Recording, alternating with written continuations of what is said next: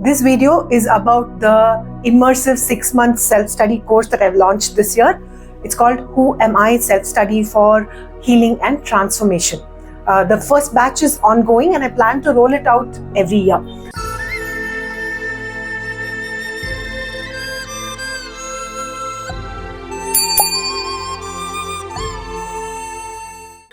This course itself is based on the Panchakosha Vidya from the Taittiriya Upanishad.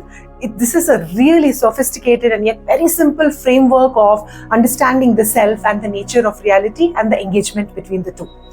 The course was born and incubated at Aram Center for Evolutionary Leadership based in Auroville as a 5 or 6 days workshop that we ran over a month during the Aram Learning Festival that happens twice a year perhaps. Okay, so check out the website Aram Center for Evolutionary Leadership. We are doing some amazing work out there.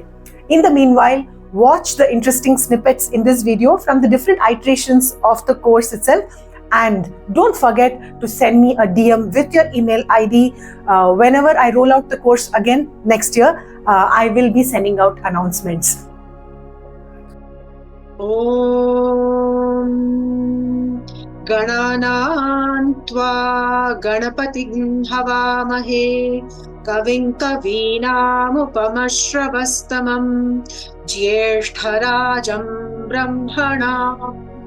Brahmanaspata Anashrinvan Muktibhisiddhasadanam Shri Mahaganapataye Namaha.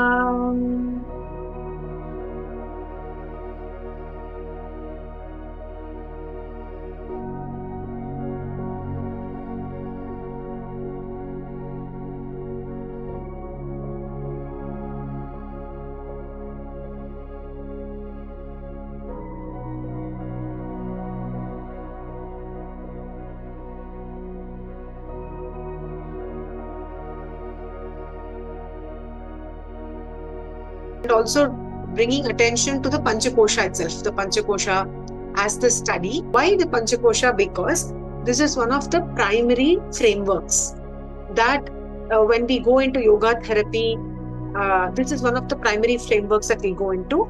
And even for people working from a traditional point of view, when people are working with personality or who am I and all of that, also the Panchakosha becomes a very important starting place, a nice good placeholder for us to start inquiring and exploring ourselves. It's very expansive and very encompassing, I must say, and very comprehensive in its view of the world and view of the personhood and the individual in the world.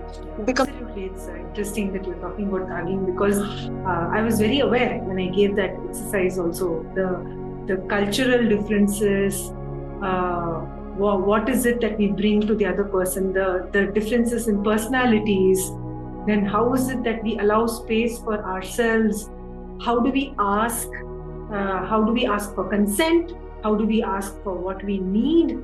All of this comes into play when the body comes in, especially also with whatever is going on just now also all around us. It is like, how do I settle in my body? How is it that I'm sitting in my body and how much at peace am I with it? And then how is it that I'm bringing it to the other person? About group spaces and bringing together a group space, and what does it mean for us to study the self and heal together in a collective space.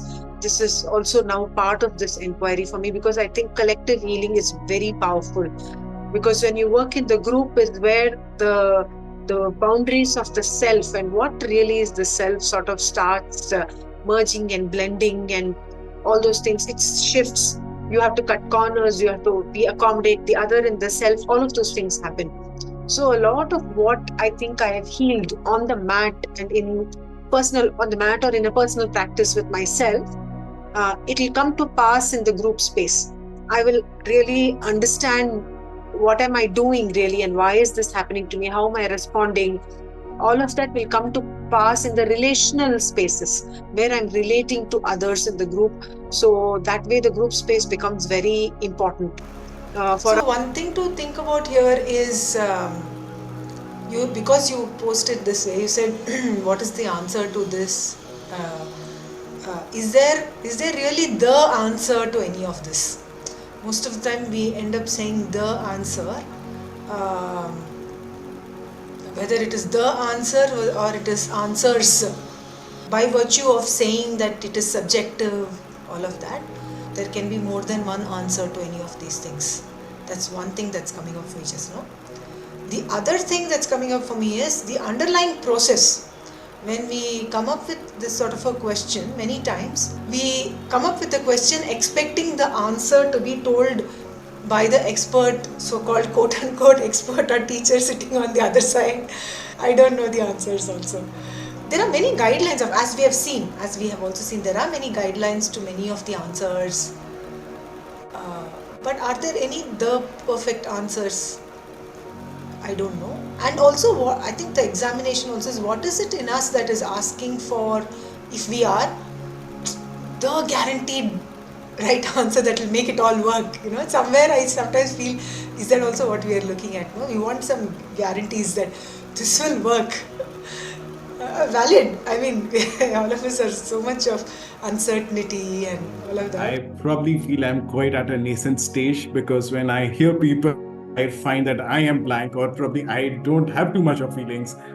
I religiously do what is given. So I watched the movie, I walked in barefoot, I soil, then I read the complete article.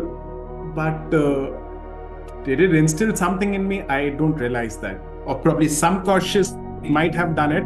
Consciously, no, I don't recognize it. I do it, I believe in the process, and I do it as part of the process.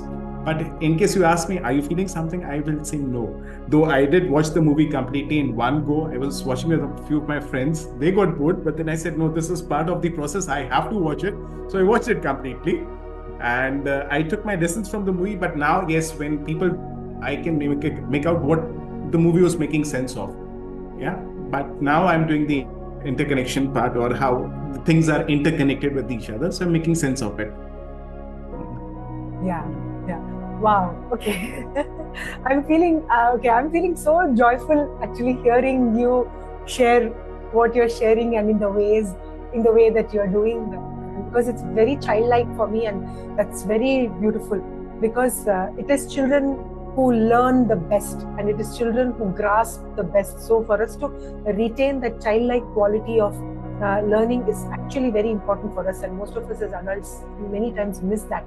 So for me, I see that in the way you're sharing. That's one Tarun in response to. So I feel very joyous when I hear that.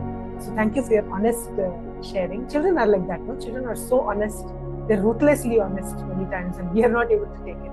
So thank you for that childlike quality. The other thing I want to say is, I don't see you being concerned or anything, but I want to say that I wouldn't worry too much about it, what's happening and what you're saying, as that seems to not touch me. That at some level, that's what you're saying, because that's what I hear you saying, that hey, it seems to be touching others or connecting to others in a different sort of way.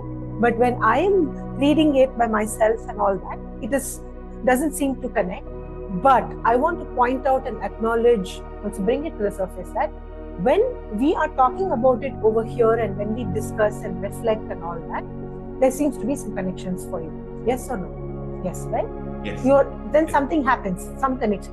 So it is just the way, exactly, it is just the way different people respond and learn, right? Like when we talk about spatial, kinesthetic, all those different ways in which people grasp and learn and all that, right? So while for some people, they can stay with themselves, connect to the material in an alive way and all of that, for some others, it is very important for them to listen. Like for example, some people, they can't read, they will have to listen to a podcast or something. For a few others, it's very important to see demonstrations of what they are reading actually. They cannot get it unless they see it demonstrated in a practical live way in front of them. For some others, like you perhaps, when we sort of discuss these things or bring it out, when you see other people connecting to it, there is a connection for you. Perhaps you're much more of a people and a group person, where your learning happens perhaps in a group together with others rather than by yourself with a material. It is possible. these are also new concepts and new ideas for many of us possibly.